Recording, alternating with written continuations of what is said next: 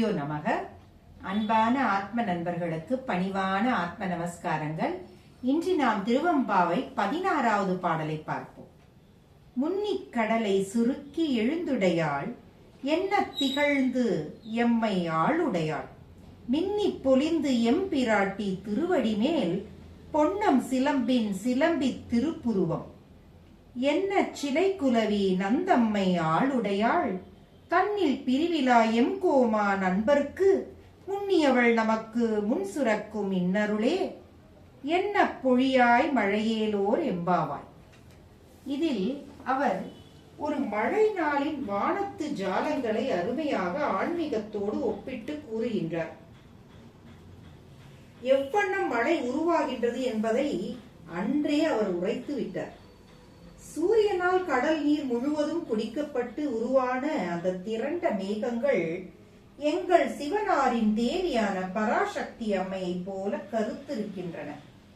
எங்களோடு எப்போதும் இருந்து ஈசனாரின் இணைவியான அந்த அம்பிகையின் சிற்றிடை போல் வானத்து மின்னல் பொழிவாக வெட்டுகிறது.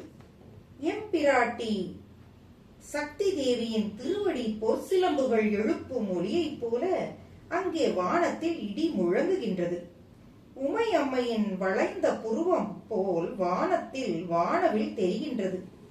நம்மை ஆட்கொண்ட எங்கள் தலைவனாம் ஈசனை விட்டு இமை பொழுதும் நீங்காத அந்த சக்தி தேவி தன் கணவரை வணங்கும் பக்தர்களுக்கு விடாது அருள்மழையாய் பொழிகின்றார்.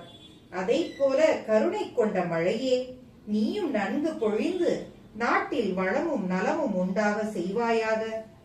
இங்கு ஈசனோடு இணைந்தே காணப்படும் தேவியின் அருள் மழையாய் பொழிவது போல வான மகளும் தனது மழை வழியாக கருணை பொழிய வேண்டும்.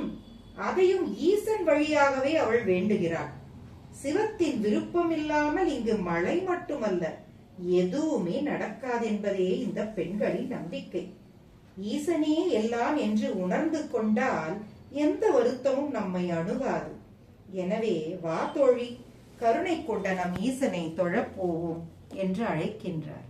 ஆகையால் வாருங்கள், நாமும் நம் துன்பம் அகன்று வீடும் நாடும் வளமாக இருப்பதற்கு அவன் நாமத்தை கூறி உய்வோமாக. ஓம் நமச்சிவாய. கிருஷ்ணார்பணம்.